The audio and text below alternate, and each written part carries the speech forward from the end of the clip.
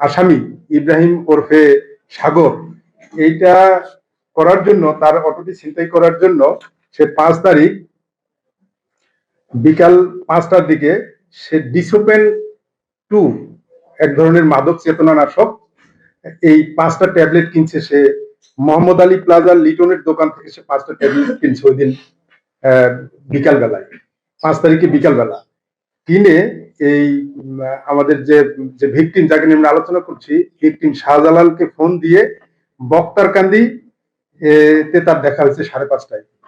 5:30টায় বক্তারকান্দিতে দেখা হয়েছে এবং ওইখানে পাখির মোড়ে নামে একটা জায়গা থেকে সে একটা স্পিড কিনেছে, খাওয়ার যে স্পিড, এই পানীয় স্পিড কিনে তারা দুইজনে ওই অটোটা নিয়ে কাঞ্চন নদীর পাড়ে চলে গেছে। মধ্যপ্রাচ্যে কাঞ্চন নদীর পাড়ে চলে যায় সন্ধ্যা 6টা 10 মিনিটে।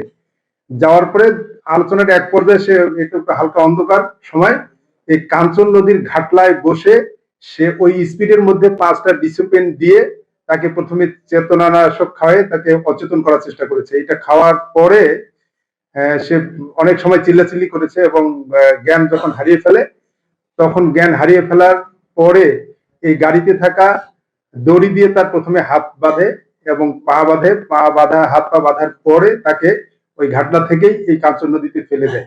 ফেলে দিয়ে সে এই অটোটি নিয়ে সে রওনা দেয় কুমিল্লার চান্দিনা থানার মাধাইয়া বাস স্ট্যান্ডে চলে যায়। সেই অটোটা নিজে চালায় চলে যায় এই ইব্রাহিম ওরফে সাগর। যাওয়ার পরে সেখানে তার বন্ধু আগে থেকে ফাহিম মূলত একজন পিক আপ চালক, এই ফাহিমকে সে ফোন দেয়। ফাহিম সেখানে আসে এবং ফাহিমকে সেখানে সে বিস্তারিত ঘটনা খুলে বলে যে আমি একজনকে হত্যা করে অটোটা নিয়ে পালিয়ে এসেছি, আমার এই অটোটা তুমি কিনে নাও বা একটু বিক্রির ব্যবস্থা করে দাও। তখন এই অটোটি কেনার জন্য ফাহিম বলে যে অটোটি আমি কিনে নিচ্ছি 47,000 টাকায়। সে তাদের মধ্যে দফারফা হয় যে 47,000 টাকায় সে অটোটি কিনবে।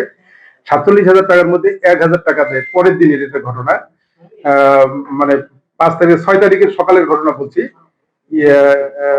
মাধাইয়া বাস স্ট্যান্ডে ওই দিন সারা রাতে ইব্রাহিম ওরফে সাগর ছিল। পরের দিন ফাহিম এখানে আসে এবং তার একটা সিএনজি ভাড়া করে সিএনজির পিছনে অটোটা বেঁধে নিয়ে তারা চলে যায় কুমিল্লার কোতোয়ালি থানাধীন দাউদের খাড়া, অর্থাৎ ফাহিমের বাসার দিকে যায় বা ওই এলাকাতে যায়।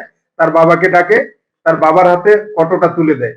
তুলে দিয়ে 1,000 টাকা এই ইব্রাহিম ওরফে সাগর, মানে 47,000 টাকায় তার কেনা বন্দোবস্ত হয় এবং 1,000 টাকা তাকে দেয়। দিয়ে সে তারা অটোটা নিয়ে যায় আর এ আবার বাড়িতে ফেরত আসে। ইব্রাহিম ওরফে সাগর কিন্তু আবার গজারিয়ায় ফেরত আসে। এর পরিবর্তে এরপরে বিভিন্ন কিস্তিতে সে 47,000 টাকা তাকে দেয়।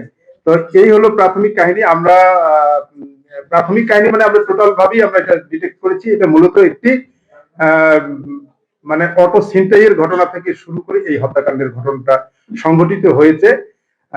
আমরা যদিও কয়েকদিন সময় লাগলো, কিন্তু আমরা চেষ্টা করেছি ঘটনাটার পুরোটা মোটিভ তুলে নিয়ে আসার, যে কি কারণে এই ধরনের হত্যাকাণ্ড সংঘটিত হয়, কি রাস্তার পাশে নদীর ধারে কেন ডেড বডি পাওয়া গেল। তো আমি আপনাদেরকে এই ঘটনার পুরো বিস্তারিত জানালাম।